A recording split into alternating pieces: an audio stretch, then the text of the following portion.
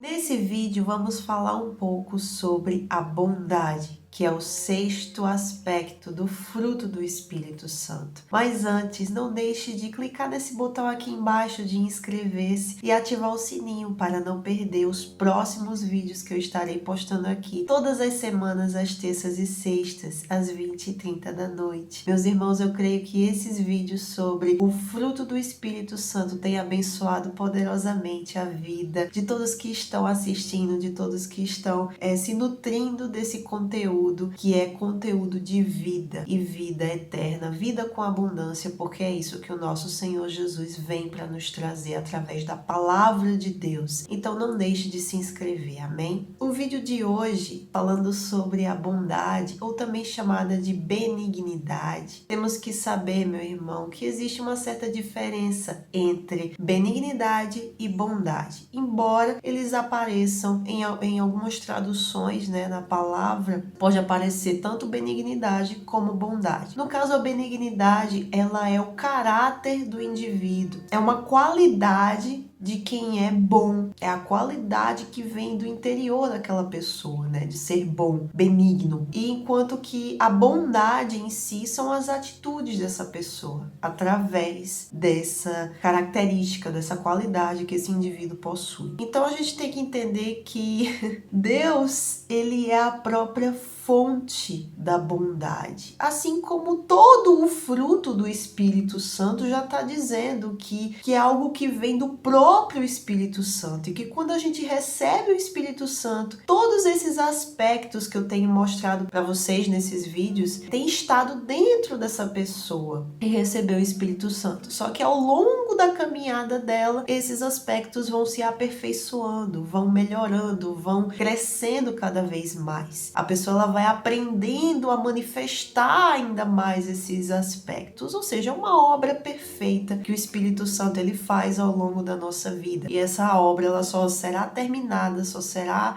concluída quando a gente for para nossa eternidade com o nosso Deus. Para demonstrar que Deus ele é a própria fonte da bondade, a gente sabe que Deus ele é benigno, ele é bom, ele é um Deus que faz todas as coisas com um objetivo, com um princípio, com um propósito bom. Todas as coisas cooperam para o bem daqueles que amam a Deus, daqueles que são chamados segundo o seu propósito perfeito. A perfeição de Deus reflete em sua bondade, em sua misericórdia, em seu poder ser bom. Então, no Salmos 118, versículo 29 diz: Louvai ao Senhor, porque Ele é bom, porque a sua benignidade dura para sempre. Não é maravilhoso isso, a gente saber que Deus, ele sendo o Deus imutável, ele não muda, meu irmão. O Deus que a gente vê lá no Antigo Testamento, o Deus de Abraão, o Deus de Isaac, o Deus de Jacó, que se tornou Israel, o Deus de Moisés, é o mesmo Deus que temos hoje. É o mesmo Deus que enviou o seu Filho Jesus para se sacrificar por nós. E justamente a gente vê a bondade de Deus nisso daí. No que Ele fez por nós, seres humanos pecadores, que desobedecemos a Ele desde o princípio, lá em Adão e Eva. A gente vê a bondade de Deus bem antes de toda a criação. Porque a gente começa a entender, quando a gente começa a meditar na palavra de Deus, a gente vai compreendendo, a gente vai conhecendo a Deus, o caráter de Deus, a justiça de Deus, e a gente vê que Ele é bom, que Ele é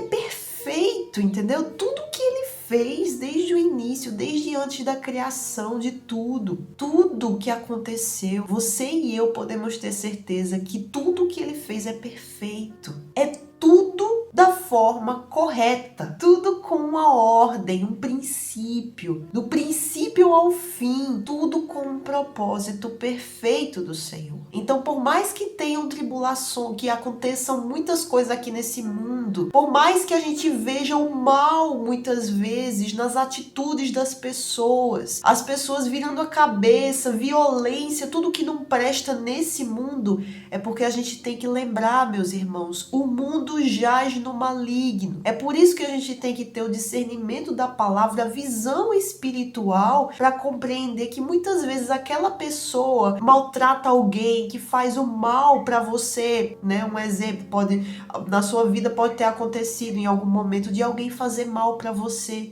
Quando a gente começa a entender, ter a visão espiritual, a gente vê que muitas vezes não é a pessoa em si, mas sim o mal que está por trás dela, da vida errada que ela tem. Então, mas outras vezes também parte da própria pessoa. A pessoa não tem um coração bom. Isso acontece também, porque a palavra de Deus diz isso também. Então é justamente essa compreensão das escrituras sagradas que nos faz tomar a atitude certa com relação às outras pessoas. É por isso que é tão importante, meus irmãos, a gente receber o Espírito Santo. Porque como Deus, ele é a fonte da bondade, a bondade de Deus, ela transforma o coração do ser humano. Lá em Êxodo 33:19 diz: porém, ele disse, em outras traduções tem dizendo aqui, Deus respondeu: eu farei passar toda a minha bondade por diante de ti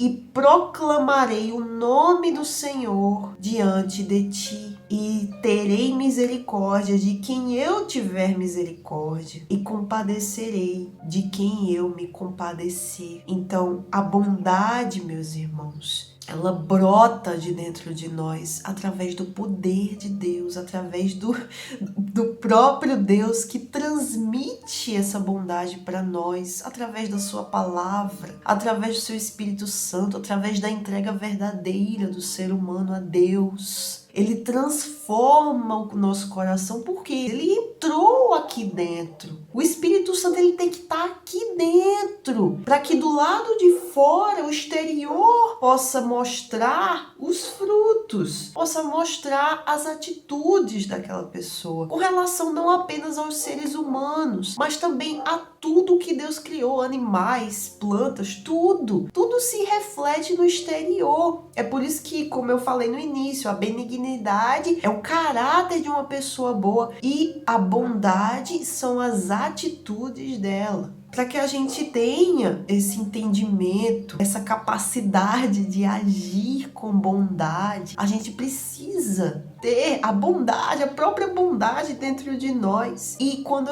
a gente olhar para as outras pessoas, a gente transmitir isso também. Por mais que as outras pessoas muitas vezes sejam rudes conosco, acabem nos fazendo mal e tudo mais, mas por mais que muitas vezes seja difícil a gente dar a outra face, como Jesus mesmo nos propõe, a gente tem que lembrar dele, porque ele é o maior exemplo. Deus, o próprio Deus é o maior exemplo de bondade. Jesus reflete isso. Quando ele veio para essa terra, você pode ver, ele foi maltratado e em silêncio. Ele foi entregue como um cordeiro imaculado para o pecado, para o sacrifício. Um cordeiro mudo. Ele não se justificou como quando Pilatos começou a perguntar: por que você está aqui? Por quê? E ele ficou mudo. Não falou nada, entendeu? Então aí a gente já vê por que ele fez isso. Porque, em primeiro lugar, o amor a Deus, para obedecê-lo, fazer a vontade do Pai. Ele veio para fazer a vontade do Pai. E o amor por nós, seres humanos, mesmo sendo pecadores, mesmo sendo falhos, ele sabendo que muitos iriam negá-lo, ele sabendo que muitos iriam não crer nele no futuro, hoje em dia, desde que ele veio até o final, vai ter gente descrente ainda, mesmo vendo as maravilhas. É tanto que naquele tempo ainda tinha, né, descrentes, mesmo olhando para o próprio Deus. Imagina hoje em dia. Mas mesmo ele sabendo de tudo isso, ele continuou, ele não desistiu, ele se sacrificou, ele morreu para poder ressuscitar e nos enviar com abundância o Espírito Santo de Deus, para que sejamos como ele, para que possamos hoje, com o Espírito Santo dele, fazer as mesmas obras e até maiores, como ele mesmo diz na palavra dele. Lá em Romanos 12, versículo 21, ele diz: não se deixem vencer pelo mal, mas vençam o mal com o bem. Olha só como é que vence o mal.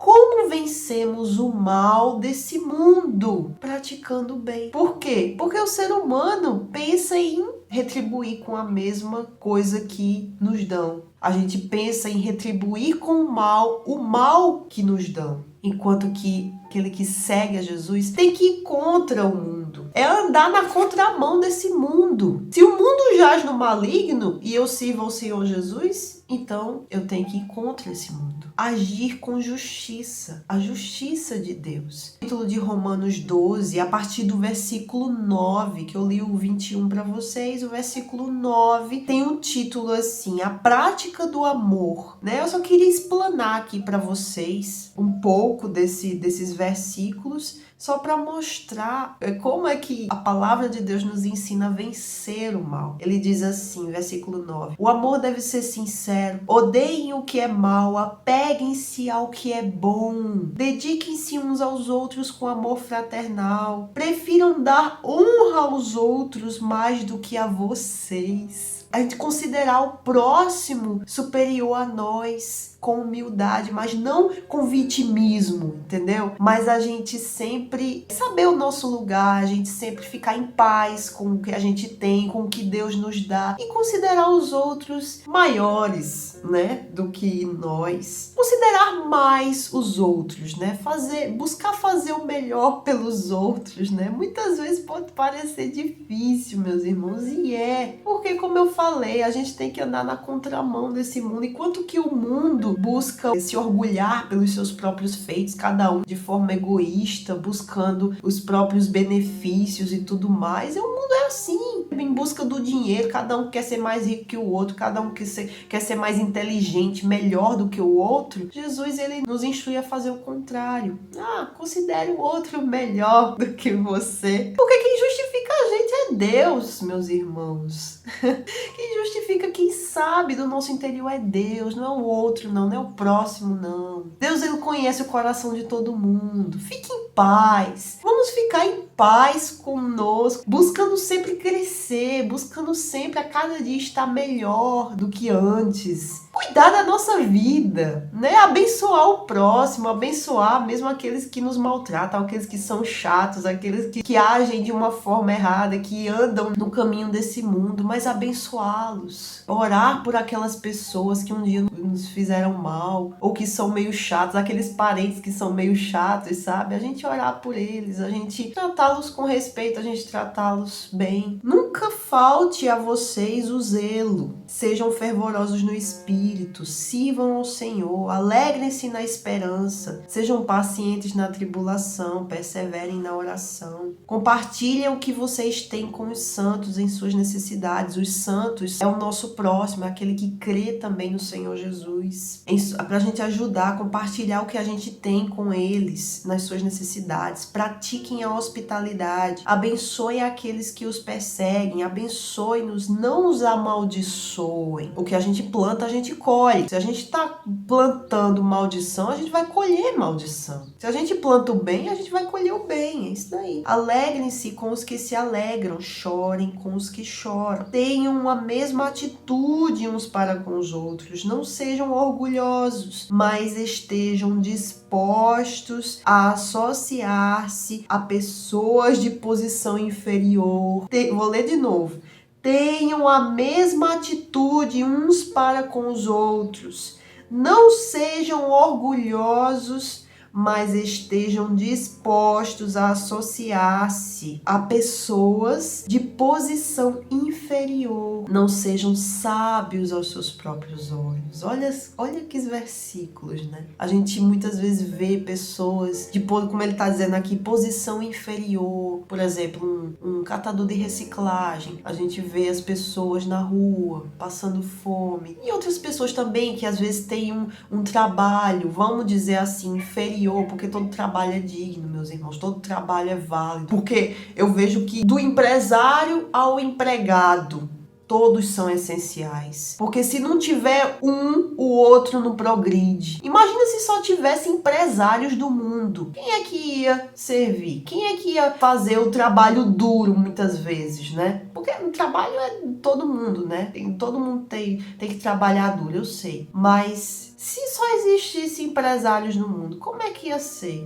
Eu tenho que ser empresário, eu tenho que ser isso, eu tenho que ser aquilo. O mundo não ia andar. Então eu vejo assim, todo o trabalho é importante pro equilíbrio de tudo, da sociedade, de tudo. A gente considerar aqueles, como tá dizendo aqui na palavra de Deus, pessoas de posição inferior. A gente se igualar a elas, porque todos somos falhos, todos somos seres humanos e carecemos da misericórdia divina. Não sejam sábios aos seus próprios olhos, isso é para todos nós. Não retribuam a ninguém mal por mal. Procurem fazer o que é correto aos olhos de todos. Olha só, em primeiro lugar aos olhos de Deus e em segundo aos olhos do homem. Façam todo o possível para viver em paz com todos.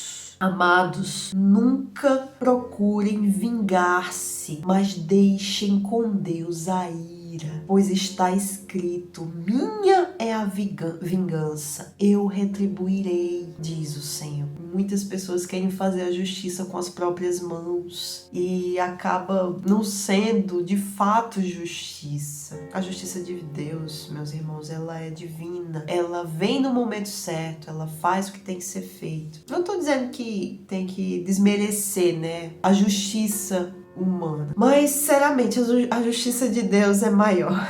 Ao contrário, se o seu inimigo tiver fome, dê-lhe de comer. Se tiver sede, dê-lhe de beber. Fazendo isso, você amontoará brasas vivas sobre a cabeça dele. E eu creio sobre a sua também. Porque isso aqui é a piedade, a misericórdia. Que Deus nos dá em primeiro lugar. Somos falhos, somos pecadores. Fizemos o que era mal aos olhos do Senhor. Desobedecemos ao Pai. Antes da nossa conversão, olha a vida que a gente tinha. É só a gente olhar para nós mesmos. Quando a gente se entrega para o Senhor Jesus e a gente olha do que já passou, para tudo que a gente já viveu, para tudo que a gente já fez. Quantos erros, quantas falhas, quantos pecados a gente já cometeu antes da gente conhecer a verdade, a vida. E Deus, ele nunca desistiu de nós, ele nunca vai desistir de nós. Então, se o seu inimigo, se você considera alguém como seu inimigo, quando esse inimigo tiver fome,